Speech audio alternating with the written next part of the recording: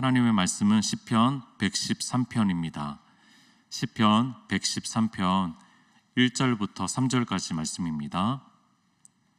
시편 113편 1절부터 3절까지 말씀 제가 봉독하도록 하겠습니다. 할렐루야, 여호와의 종들아 찬양하라. 여호와의 이름을 찬양하라. 이제부터 영원까지 여호와의 이름을 찬송할지리로다. 해 돋는 데에서부터 해 지는 데까지 여호와의 이름이 찬양을 받으시리로다.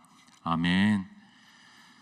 얼마 전에 장애인 가정을 신방하면서 우리 장애인 어머니 한 분이 이런 얘기를 좀 해주시더라고요. 본인이 참 지금 어렵고 특별한 어려움 가운데 지나가고 있음에도 불구하고 또 은혜들을 주셔서 감사하다라는 고백들을 해주셨습니다. 특별히 그 행복이라는 찬양 아시죠? 행복이라는 찬양을 들으면서 요즘 많이 조금 회복되었고 또 은혜를 누리고 있다라고 얘기하면서 그 가사 하나하나를 좀 묵상하고 그러면서 거기 가사에 뭐 억울해도 뭐 이런 찬양 가사들이 있는데 억울해도 분해도 하나님 위해서 참고 인내하며 은혜로 살고 있습니다 라는 고백을 해 주시더라고요.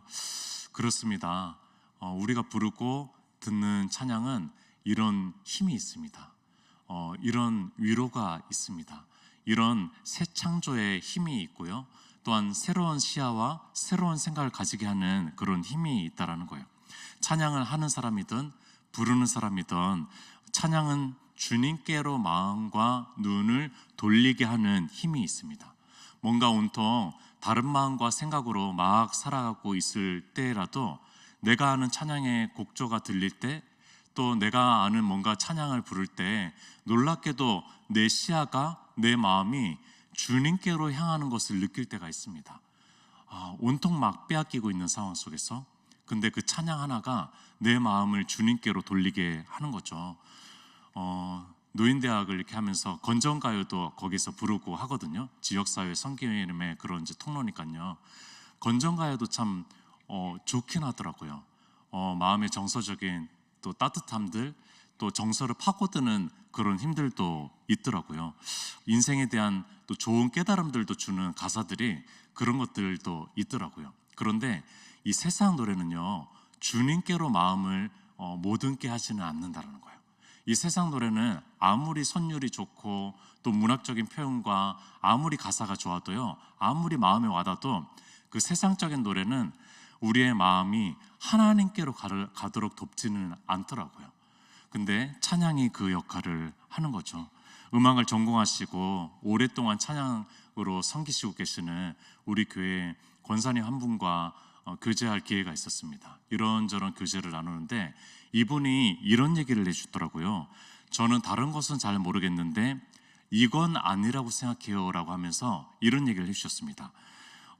보통 이제 저희가 조금 즐겁게 하고 어떤 축제적인 분위기, 이벤트를 할 때 가요나 세상 노래, 곡조, 멜로디에 개사를 해가지고 가사를 바꿔가지고 또 찬양처럼 이렇게 부르는 경우들이 있잖아요. 근데 자기는 그건 아니라고 생각을 한다고 얘기를 해주더라고요. 그러면서 이런 얘기를 해주셨습니다. 왜냐면은요, 노래 곡조에는 멜로디에는 이미 그 정서와 문화와 시대와 생각과 뜻과 마음이 담겨 있기 때문입니다 라고 얘기하더라고요. 그 얘기를 듣는데 왜 이렇게 와닿는지 모르겠어요. 그러니까 그 곡조에다가 가사만 개사했다 그래서 그것이 찬양은 아닐 수도 있겠구나 라는 생각을 했습니다. 그분의 그것을 작곡한 사람의 마음과 정서와 시대와 모든 것들이 반영된 것이 그 노래라면은 우리가 함부로 그것을 개사해가지고 찬양으로 사용하는 것이 맞는 생각이 들었습니다. 굉장히 좋은 깨달음이었고 지금도 소중하게 간직하고 있는 그런 깨달음 중에 하나였습니다. 여러분들 그렇습니다. 찬양에서 가장 중요한 것은 우리의 마음의 기쁨과 행복과 만족감이 아닙니다. 여러분들 찬양에서 가장 중요한 것은 우리의 감정적인 고조가 아니라는 거예요. 여러분들 찬양에서 정말 중요한 것은 우리의 마음이 하나님께로 모아지는 것입니다. 우리의 시선이 하나님께로 가게 되는 것이 찬양에서 중요하다는 거예요. 여러분들 주님 품 안에 들어가는 것이 찬양에서 가장 중요하다는 것입니다. 진정으로 우리 주님께 존귀와 영광을 돌리고자 하는 마음으로 바뀌는 것이 이 찬양에서 가장 중요하다라는 생각을 해봅니다. 여러분들 16세기에 위대한 종교 개혁가 우리 존 칼빈을 잘 아시죠? 이 사람이 제네바에서 목회를 했거든요. 근데 이 사람이 시편 1편부터 150편까지를 찬송으로 바꿔가지고 찬송으로 그곳에서 목회할 때 불렀던 사람입니다. 그래서 제네바 찬송가라는 것, 시편 찬송가라는 것이 실제로 있어요. 여러분들 이 사람은요, 그 시편과 여러 성경 구절들을 찬송으로 불러야 되겠다라는 아주 강한 신학적인 확신을 가지고 그 목회를 그것에 적용시키고 또 목회 때 실제적으로 시편을 찬양하고 찬양했던 사람이 바로 이 존 칼빈이라는 사람입니다. 여러분들 이 사람이 1542년판 제네바 시편 찬송가 서문에 이런 글을 기록했는데 한번 들어보십시오.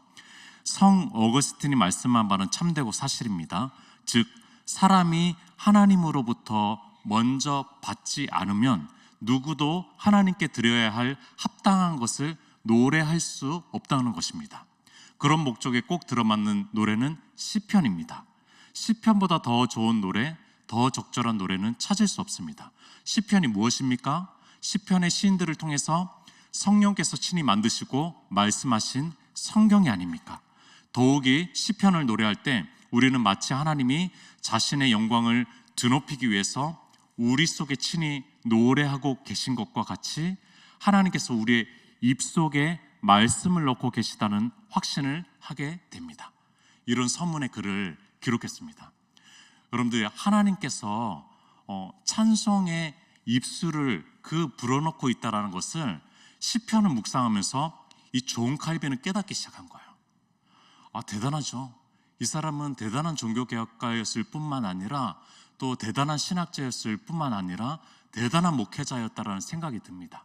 여러분들 이 사람은 이 시편이 찬송가였다는 것, 찬송이라는 것을 굉장히 크게 깨달은 사람이고 이것이 하나님께서 친히 내게 주시는 감동과 강한 확신으로 하나님을 찬양해야 되는 입속에 불어오는 찬송이구나 라는 것에 대해서 깨달은 사람이라는 거예요. 시편의 노래에 대한 열정이 막 느껴지죠. 여러분들 그렇습니다. 시편은요 이스라엘 백성들이 그의 정서와 민족성과 그들의 마음들을 담은 그런 찬양집이었고요. 또 이 노래는요 수많은 그리스도인의 신앙의 선조들이 계속적으로 불러왔던 그런 찬양이고 또 우리도 부르고 있습니다. 여러분들 우리가 많이 부르고 있는 복음성가 또 찬송가가요 시편의 그런 구절들인 거 잘 아시죠? 우리가 모르게 부르는 그 찬양들도 여러분들 시편을 보다 보면은요 이 찬양이 그 찬양이었구나, 내가 부르는 찬양이 이 시편이었구나 라는 거를 깨닫게 되는 겁니다. 여러분들 오늘 이 시편 113편은 우리가 잘 아는 바로 이 찬양이에요. 해 뜨는 데부터 해 지는 데까지, 이 찬양입니다. 여러분들 우리가 부르고 너무나 즐겁게 박수치면서 부르는 이 찬양, 율동할 때도 이렇게 서로 마주치면서 이렇게 하는 찬양, 여러분들 이 찬양이 시편 113편이었다라는 거예요. 여러분들 우리가 모르지만 부르고 있는 그 많은 찬양들이 시편으로 이루어졌습니다. 우리 입속에 시편을 불어넣고 계시는 거죠. 우리 입속에 찬송을 불어넣고 계시는 거죠. 참 감사한 일이죠. 여러분들 해 뜨는 데부터 그게 우리 시편 113편의 1절부터 3절까지를 거의 그대로 담은 찬양이라고 생각하시면은 우리 그 찬양을 부를 때 이제 조금 더 조금 다르게 부를 것입니다. 이거 불어넣으신 하나님의 말씀을 내가 찬송하고 있구나 라는 마음이 들 것입니다. 여러분들 오늘 시편은 반복해서 우리에게 찬양하라고 요청하는데요 1절에만 3번이나 찬송하라고 요청하고 있습니다. 한번 볼까요? 첫 번째 할렐루야라고 하면서 여호와를 찬양하라고 요청하고 있고요, 또 여호와의 종들아 찬양하라고 하면서 두 번째로 요청하고 있고요, 또 여호와의 이름을 찬양하라고 하면서 세 번째로 요청하고 있습니다. 2절도 사실은 찬양하라고 요청하는 겁니다. 여러분들 이렇게 3번이나 반복해서 요청하고 있다라는 거예요. 여러분들 이것은 결코 지나친 요구가 아닙니다. 왜냐하면요, 찬송은 우리의 가장 궁극적인 삶의 목적이기 때문에 그렇습니다. 여러분들 찬송은 계속 불러도요, 우리가 평생 부르고 불러도 그것이 완전하게 하나님께 올려드려지는 만족스러운 찬송이 아니다라는 겁니다. 여러분들 반복해서 찬송하라고 외치는 것은 이렇게 우리를 초청하는 건데요, 찬양은 하나님의 사람들에게, 그리스도인들에게 가장 주요한 일입니다. 음식으로 치자면은 앞부분에 잠깐 입맛을 다시는 에피타이저가 아니라, 또 다 먹고 나서 후식 정도로 하는 디저트가 아니라 메인 디시입니다. 메인 요리입니다 라고 얘기해 주는 것입니다. 당신이 할 수 있는 최고의 일이 무엇인지 아십니까? 그것은 바로 찬송입니다.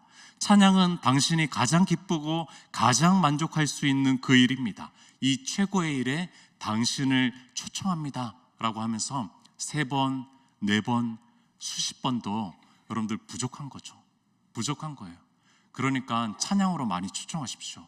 집에서도 가족들에게 우리 찬양하자, 오늘 찬양해보자. 또 구역 모임을 할 때도, 또 어떤 모임을 할 때도 오늘 찬양해보자. 오늘 이 찬양을 감동을 주셨는데 같이 찬양해보자. 여러분들 이것은 부족한 것이 이것은 지나친 것이 아니에요. 여전히 부족한 것이에요. 우리가 찬양해도 부족한 것이죠.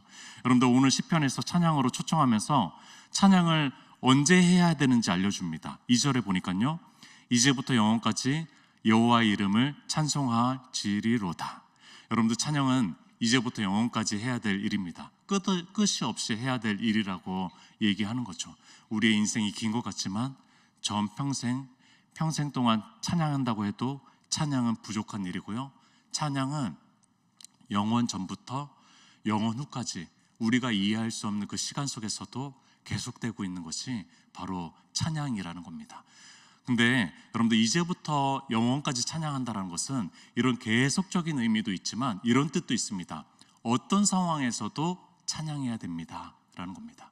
어떤 상황에서도, 기분이 좋을 때, 또 감사한 일이 생겼을 때, 또 우리나라가 16강에 진출한 것에 대해서 또 너무나 기쁘니까 감사하면서 찬양도 해야 되겠지만, 우리가 낙심이 찾아왔을 때, 절망감이 찾아왔을 때, 고통이 찾아왔을 때, 슬픔이 찾아왔을 때도 찬양을 요구하는 것은 적절하다는 거예요. 여러분들 그때도 찬양을 요청하는 것은 적절하다는 겁니다. 여러분들 바울은요, 옥중에서 쓴 편지들에 그렇게 많은 찬양들을 많이 담고 있습니다. 여러분들 욥은요, 모든 재산을 다 빼앗기고 또 모든 자녀들, 10자녀들을 다 빼앗겼을 때 이런 고백을 했습니다. 욥기 1장 21절에 내가 모태에서 알몸으로 나왔사온즉 또한 알몸이 그리로 돌아갈지어다. 주신 이도 여호와시요 거두신 이도 여호와시오니 여호와의 이름이 찬송을 받으실지니이다. 아멘. 여러분들 이해할 수 없는 고백입니다.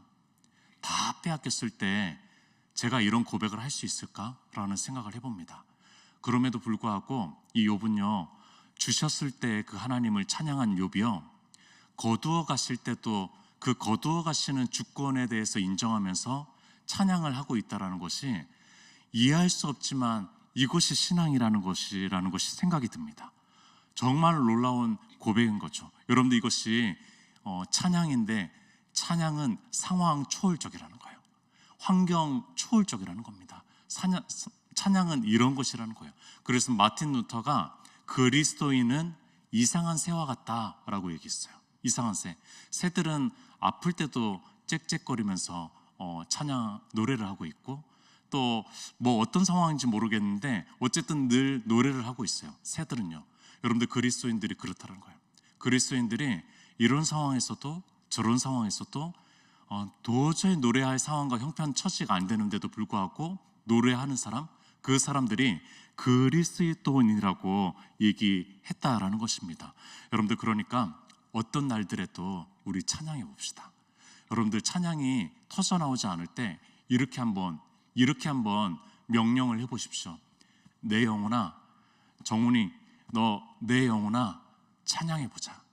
내 영혼아 찬양해보자 라고 한번 명령해 봅시다. 요청해 봅시다. 자, 그러면 찬양을 어디에서 해야 합니까? 3절에 보니까 해 돋는 데에서부터 해 지는 데까지 여호와의 이름이 찬양을 받으시리로다. 여러분들, 우리는 해 아래 세계에 살고 있습니다.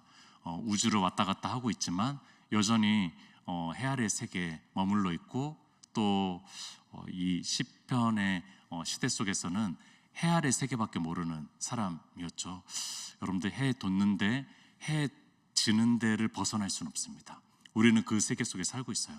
여러분들, 모든 장소에서 하나님을 찬양하라는 겁니다. 이스라엘 지역에만 국한되는 것이 아니라 모든 나라들 속에서, 우리나라뿐만이 아니라 북한 땅, 또 어떤 세계 나라와 민족 속에서도 이 찬양은 불려져야 되는 것이라고 얘기하고 있습니다. 우리가 거하고 있는 모든 삶의 장소와 모든 공간에서 찬양은 울려 퍼져야 되는 것입니다. 우리가 성령 충만함으로 함께 예배드리는 이 시온 성전에도 찬양이 울려 퍼져야 되고요, 또 각 부서의 부서 예배실 속에서도 찬양이 울려 퍼져야 되고요, 또 우리의 가정에서도, 또 우리의 생업 터전에서도, 또 우리의 삶의 각가지의 그런 장소에서, 공간에서 하나님께 찬양이 터져 나와야 된다는 것입니다. 여러분들, 1층 본관 1층에 축복의 통로 장애인 주간보호 시설이라고 있는 거 아시죠? 현재는 지금 11명의 이용자들이, 발달장애인 분들이 이용을 하고 있습니다. 여러분들, 한 80%, 90%가 베데사부 교인들로 이렇게 좀 또 지원이 됐어요. 또 감사하게도 그렇게 됐는데, 시설장님이 한 번씩 쉴 때마다 스크린으로 베데사부 예배를 드려줍니다. 그러면은 막 부흥회가 일어납니다. 거기에는 목회자가 있는 것도 아니에요. 전도사님이 있는 것도 아닙니다. 베데사부 교사들이 있는 것도 아니에요. 그냥 영상이 틀어지고 있는데, 그 영상, 찬양의 영상을 보고 그러면서 이들이 막 무릎을 꿇고 찬양하고 있고, 또 어떤 이들은 막 몸 찬양을 다 따라하고 있고, 그 앞에서 예배드리는 것처럼 찬양을 노래하고 있다는 거예요. 여러분들, 이들이 입으로 저한테 이렇게 얘기하지는 않지만 이렇게 얘기해 주는 것 같아요. 하나님을 찬양하기에 적절하지 않은 시간과 장소는 없습니다 라고 저한테 얘기해 주는 것 같습니다. 여러분들, 거기는 사회복지 시설이에요. 종교 시설이 아닙니다. 그런데 그 장소에서 주님을 찬양하고 있는 모습을 보면서 이상한 새와 같죠. 이상한 새와 같습니다. 여러분들, 이 진리를 믿으십시오. 하나님은 언제 어디서나 찬양받으시기에 합당하신 분이십니다. 그분을 찬양하기에 적절하지 않은 장소와 때는 없습니다. 여러분들, 우리 신앙의 조상들은요, 토굴 속에서도, 산속 깊은 바위 속에서도, 적막한 기도원 속에서도, 광활한 대평지에서도, 사막 한가운데서도 하나님을 찬양했습니다. 여러분들, 그들은 이렇게 목 놓아서 노래했습니다. 나의 기쁨, 나의 소망 되시며 나의 생명이 되신 주, 밤낮 불러서 찬송을 드려도 늘 아심은 마음뿐일세.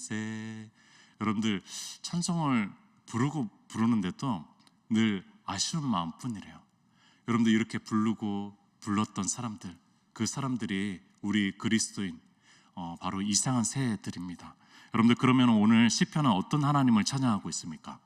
도대체 어떤 하나님이길래 모든 상황 속에서, 모든 시간 속에서, 모든 장소에서 하나님을 찬양해야 되는 것입니까? 5절을 보겠습니다. 5절에 중간 부분부터 보면은 높은 곳에 앉으셨으나, 6절 스스로 낮추사 천지를 살피시고, 7절 가난한 자를 먼지 더미에서 일으키시며 궁핍한 자를 거름 더미에서 들어 세워. 여러분들, 하나님께서는 높은 자리에 계시는 비견할 수 없는 그런 초월적인 분이십니다. 그분을 그러니까 찬양해야 되겠죠. 노래해야 되겠죠. 근데 그것 때문에 노래하자고 얘기하지 않습니다.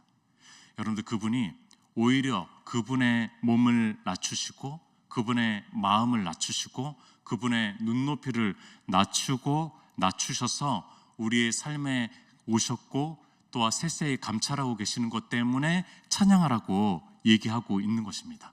여러분들이 스스로 낮추사라고 하는 이 히브리어 단어를 제가 좀 찾아봤어요. 그러니까 어떤 데 쓰였는지 아십니까? 한번 들어보세요.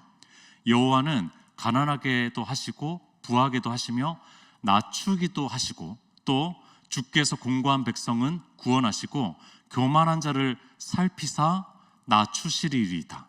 그리고 이사야 2장 17절에는 교만한 자는 낮아지고, 그러니까 교만한 자를 주로 낮출 때 사용되는 용어가 바로 이 단어라는 거예요.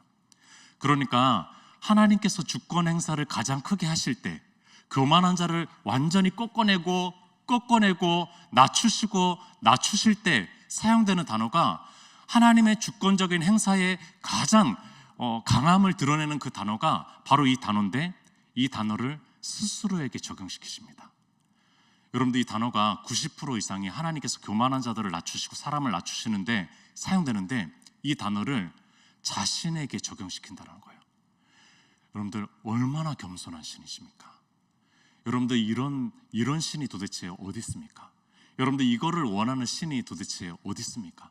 여러분들 이 신은 자신을 낮추고 꺾고 하는데 이 단어를 사용하시고 또 자신은 그렇게 낮아지기를 원하셨습니다. 빌립보서 2장 6절에서 8절 말씀이 떠오릅니다. 그는 근본 하나님의 본체시나 하나님과 동등됨을 취할 것으로 여기지 아니하시고 오히려 자기를 비워 종의 형체를 가지사 사람들과 같이 되셨고 사람의 모양으로 나타내사 자기를 낮추시고 죽기까지 복종하셨으니 곧 십자가의 죽으심이라. 여러분들 왜 모든 시간과 모든 장소에서 하나님을 찬양해야 되죠? 여러분들 그분께서 마냥 막 높으시기 때문에 보좌 우편에 계시기 때문에가 아니라요, 여러분들 그분께서 몸을 완전히 낮추어서 우리에게 오셨기 때문입니다. 여러분들 그분께서 자신을 낮추셔서 사람들과 동등됨을 취하셨기 때문입니다. 그렇게 우리의 삶의 모든 시간과 장소와 구체적인 상황들 속에 들어오시고 그것을 세세히 감찰하시기 때문입니다.